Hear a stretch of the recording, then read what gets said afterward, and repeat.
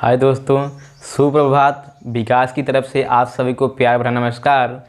आप सभी का स्वागत है मेरे यूट्यूब चैनल एवी क्लासेज में। जैसा कि हम आपको मनोविज्ञान पढ़ा रहे हैं, मनोविज्ञान का चैप्टर नंबर 1 कल ख़त्म हो गया था, जिसमें उसका अर्थ, परिभाषा, नियम, विशेषताएं और विकास क्रम थे। आज हम पढ़ाएंगे आपको मनोविज्ञान के प्रमुख संप्रदायवाद, चैप्टर नंबर 2। इसे अपने सुविधानुसार चैप्टर नंबर 2 बांट सकते हैं। चैप्टर नंबर 2 का भाग 1, चैप्टर नंबर 2 का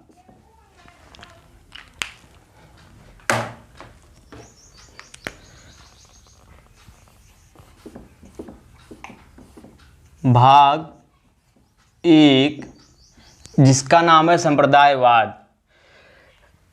संप्रदायवाद हम क्यों पढ़ेंगे, संप्रदायवाद होता क्या है? आइए पहले हम सबसे पहले आपको संप्रदायवाद बताते हैं कि संप्रदायवाद क्या होता है। जैसे वाद का मतलब होता है विचार। वाद का मतलब विचार होता है। संप्रदाय मतलब किसी विशेष संस्कृति, इतिहास या धर्म या व्यक्ति, क्या विशेष व्यक्ति,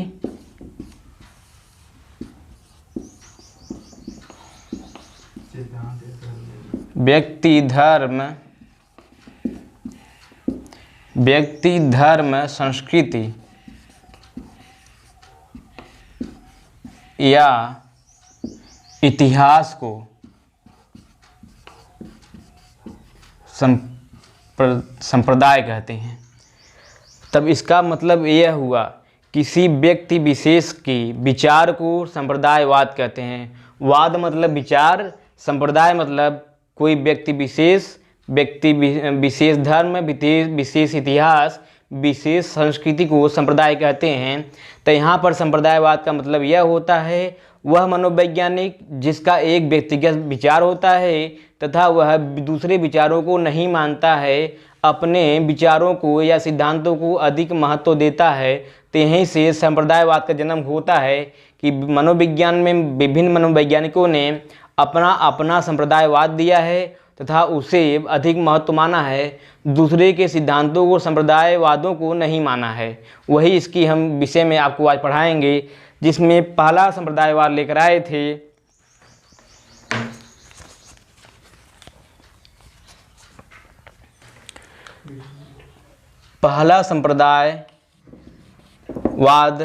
आए थे विलियम वुंट महोदय,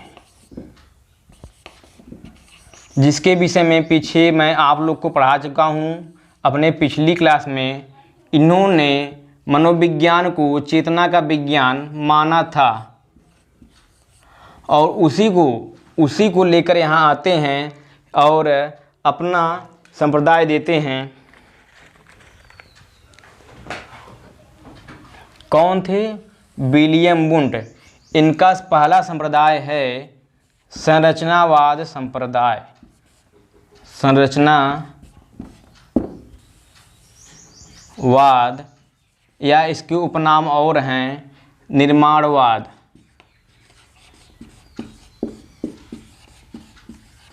निर्माणवाद संप्रदाय।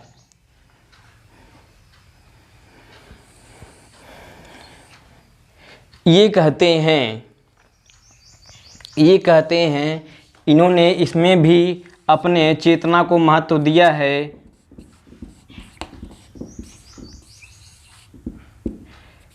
चेतना को इन्होंने बताया कि हमारी जो 5 इंद्रियां होती हैं, ये ज्ञान को ले जाकर हमारी चेतना को देती हैं। यह इनकी विचारधारा थी पिछली मनोविज्ञान की परिभाषाओं में। कहाँ लेकर देती हैं?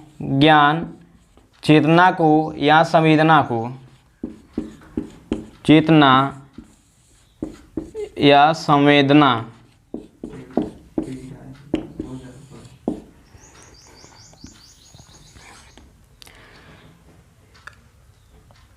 तो इनके आइए देखते हैं इनके समर्थनकर्ता में कौन कौन थे?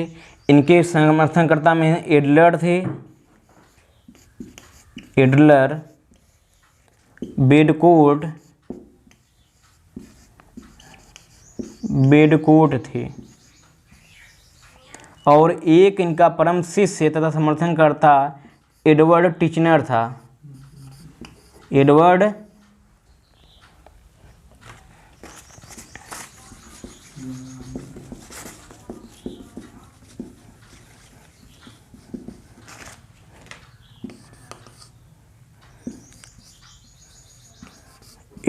टिचनर,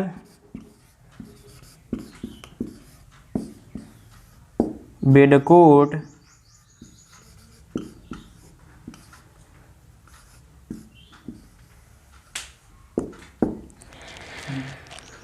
ये इनके समर्थनकर्ता थे।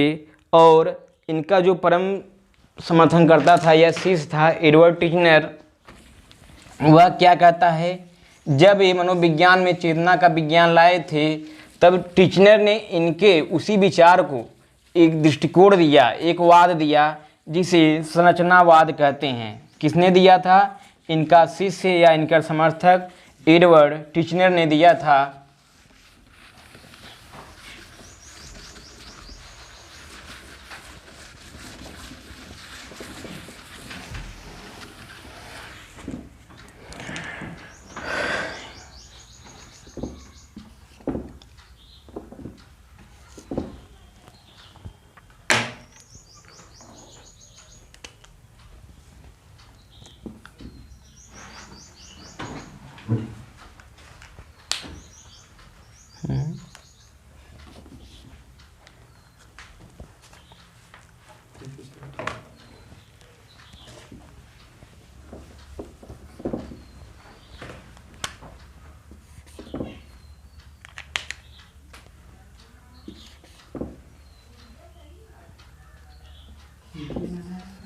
विलियम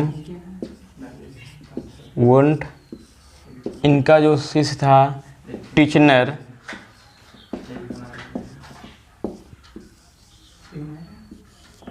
यह इनके चेतना के विज्ञान को एक दृष्टि देता है, दृष्टिकोण देता है, जिसे संरचनावाद नाम देते हैं। तथा इसमें वो कहता है कि हमें मनुष्य को समझने के लिए उसके चेतना को समझना चाहिए कि हमारी 5 इंद्रियां ज्ञान को ले जाकर हमारी चेतना को देती हैं या संवेदना को देती हैं। एडवर्ड टिचनर एक ऐसा प्रोफेसर था जिसे 1894 ईस्वी में कार्नेल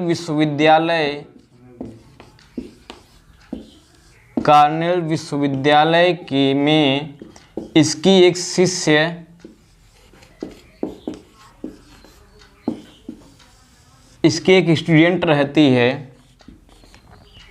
1894 ईस्वी में। इनकी एक स्टूडेंट रहती है मार्गरेट एफ वासवर्न। इनकी यह शिष्य है जो मनोविज्ञान के क्षेत्र में प्रथम पीएचडी प्राप्त करने वाली महिला है। पीएचडी डिग्री धारण करने वाली प्रथम महिला है मनोविज्ञान के क्षेत्र में। ठीक है। और यह एक किताब लिखती हैं और ये पशुओं के व्यवहार पर अध्ययन करती हैं। और 1908 ईस्वी में इनकी एक बुक आती है पशुओं के व्यवहार के अध्ययन करने के बाद। ये लिखती हैं द एनिमल माइंड। एक किताब कौन लिखता है? मार्गरेट एफ वासवर्न लिखती हैं, जो यह टिचनर की शिष्या थी या स्टूडेंट थी। ये प्रथम संरचनावाद था कि संप्रदायवाद, प्रथम संरचनावाद या इसे स्ट्रक्चरलिज्म कहते हैं।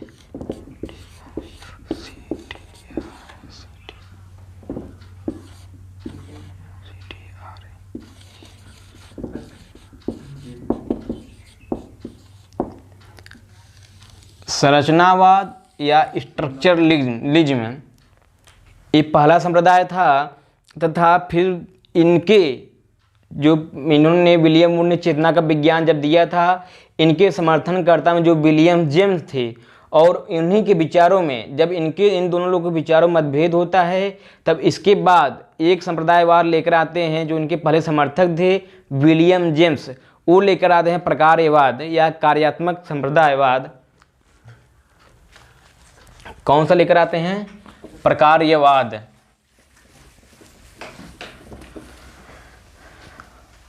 प्रकार्यवाद संप्रदाय, जो इनके समर्थक थे, बाद में इनके विचारों से समर्थक नहीं होते हैं और एक अपना वो लेकर आते हैं। इसमें थोड़ा सा रह गया था कि संरचनावाद की स्थापना तब होती है जब विलियम वुड ने 1879 ईस्वी में प्रथम मनोवैज्ञानिक प्रयोगशाला खोलते हैं। प्रथम मनोवैज्ञानिक प्रयोगशाला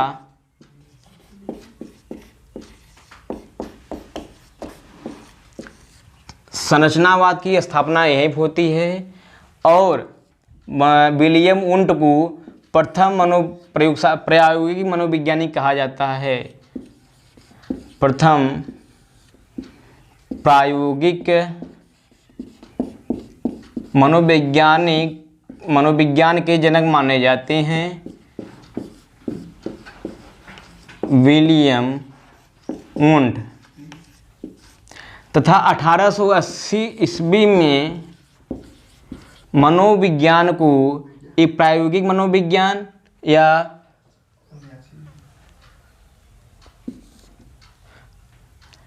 1880 ईस्वी में प्रायोगिक मनोविज्ञान या स्वतंत्र विषय के रूप में मनोविज्ञान स्वतंत्र विषय के रूप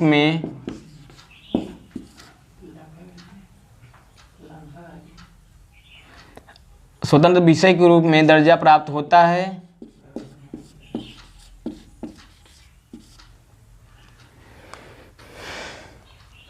ये किसकी देन है? विलियम वुड की देन है। मनोविज्ञान में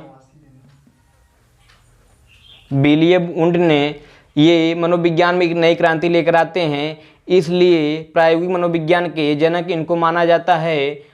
और आइए देखते हैं जो इनके संरचनावाद का विरोध किसने किया। जो इनका पहले समर्थक था वही इनका विरोध करता है, तथा इन दोनों के विचारों में मतभेद होता है, तब नए संप्रदायवाद की उत्पत्ति होती है। वह होता है कार्यात्मक या प्रकार्यवाद संप्रदाय।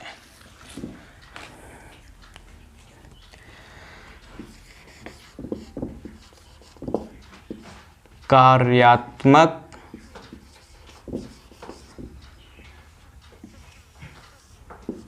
या प्रकार्यवाद संप्रदाय। ये कौन लेकर आए थे? इसे अंग्रेजी में FUNCTION फंक्शनलिज्म कहते हैं। इसको लेकर आए थे विलियम जेम्स।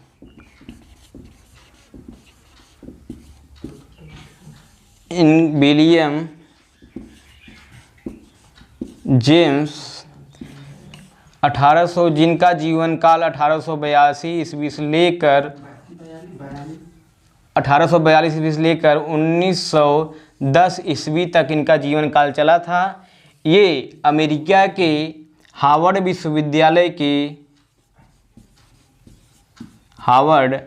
विश्वविद्यालय के एक लोकप्रिय प्रोफेसर थे या शानदार प्रोफेसर थे।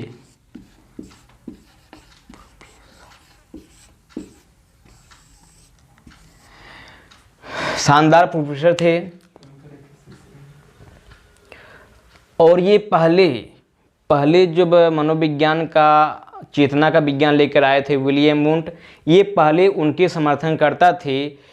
विलियम वुंट और विलियम जेम्स के विचारों में मतभेद तब आता है जब विलियम वुंट बोल रहे थे कि हमें चेतना पर अध्ययन करना चाहिए, तो विलियम जेम्स क्या कहते हैं, नहीं, हमें मनुष्य के चेतना के प्रत्यक्षीकरण पर अध्ययन करना चाहिए। चेतना के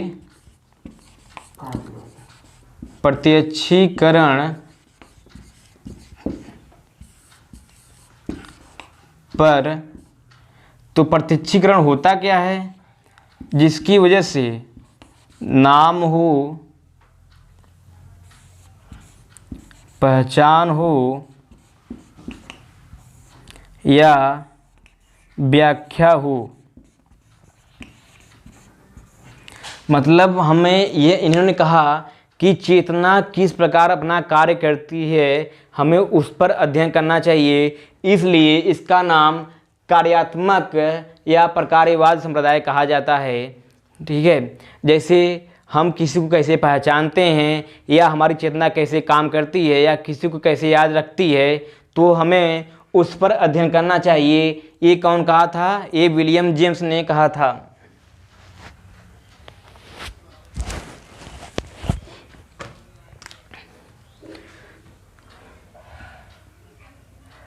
जैसे इन्होंने कहा ये जो 5 इंद्रियां होती हैं ज्ञान को ले जाकर चेतना को देती हैं।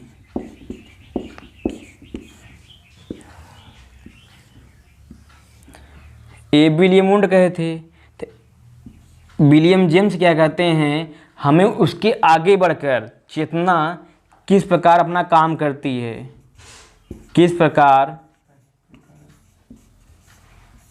अपना कार्य करती है, हमें उस पर अध्ययन करना चाहिए।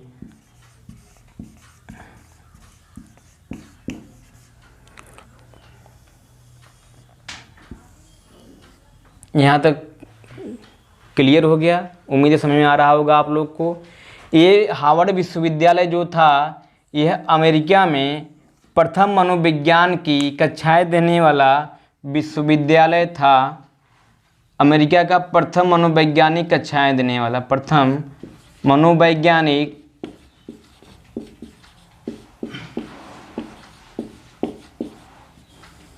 कक्षाएं देने वाला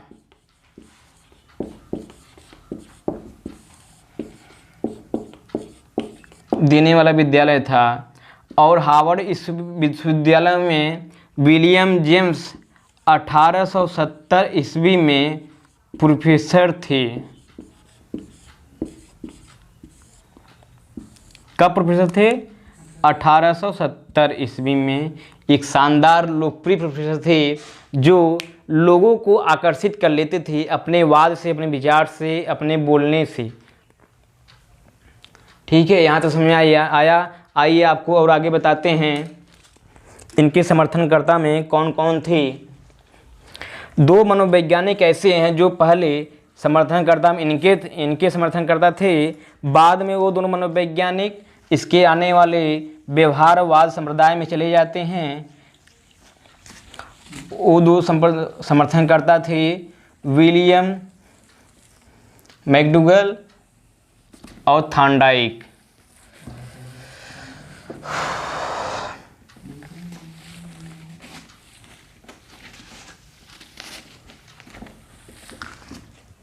इनके समर्थनकर्ता में William McDougall,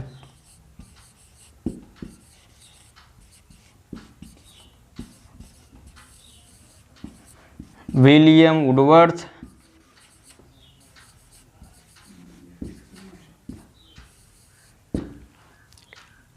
Edward Lee Thorndike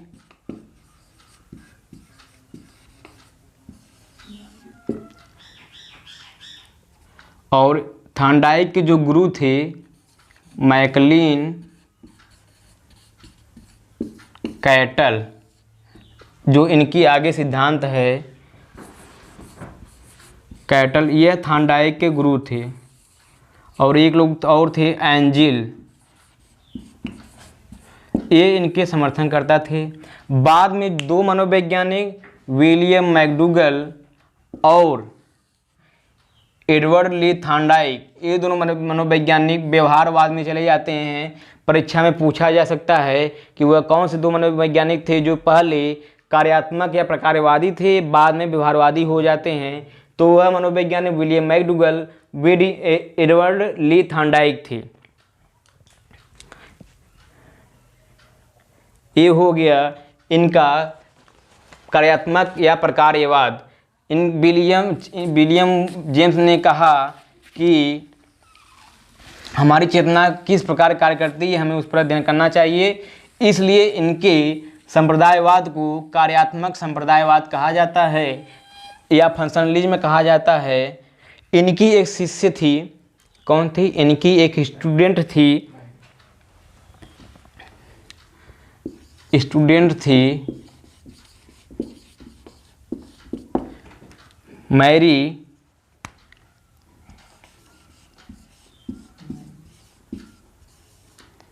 Mary व्हाइटन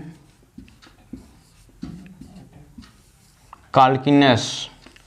किसकी नस? काल्किनस,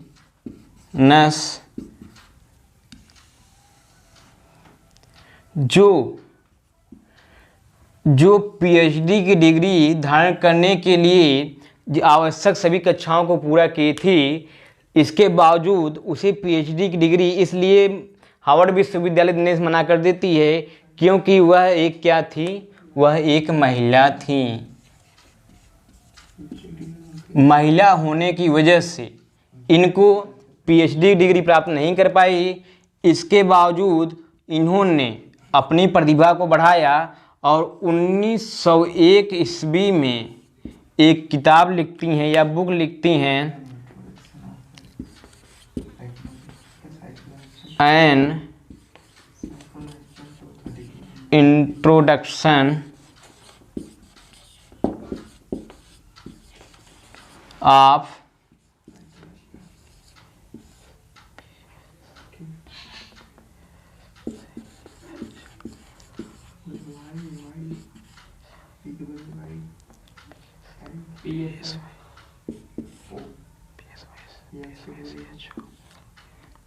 इनकी जो पुस्तक लिखती हैं 1901 ईस्वी में। और इनकी प्रतिभा को देखते हुए 1905 ईस्वी में एपीए यह एक अमेरिकन संस्था है जिसका फुल फॉर्म होता है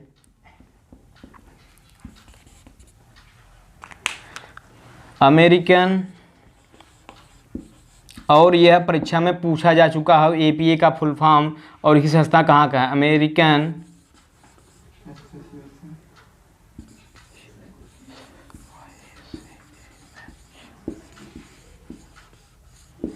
American psychology association of association.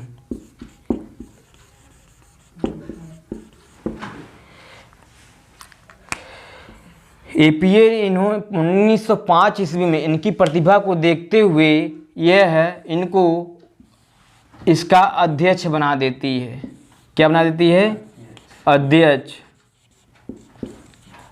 इतनी प्रतिभावान थी कि बस महिला होने की वजह से इनको पीएचडी की डिग्री प्राप्त नहीं हुई।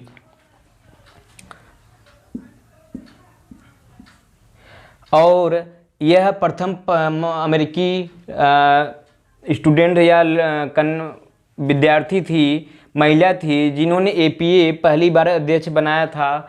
और इनकी भी एक बुक थी, किसकी? विलियम जेम्स की एक किताब थी, उन्होंने भी लिखा था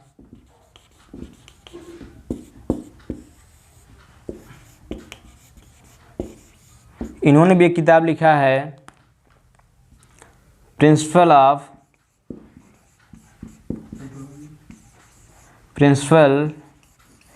ऑफ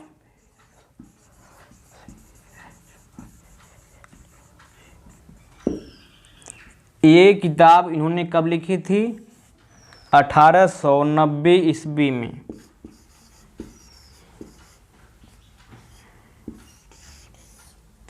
मतलब विलियम जेम्स तो एक शानदार प्रोफेसर थे ही, उनके साथ साथ उनकी स्टूडेंट भी प्रतिभा की कमी नहीं थी। उसके प्रतिभा को देखते हुए एपीए ने उन्हें 1905 ईस्वी में अध्यक्ष बना दिया और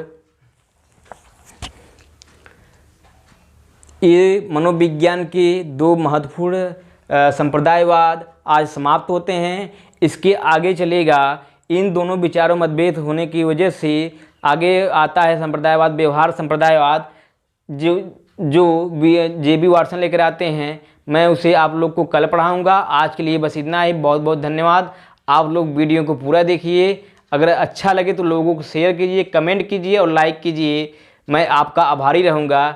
बहुत बहुत धन्यवाद। थैंक्स।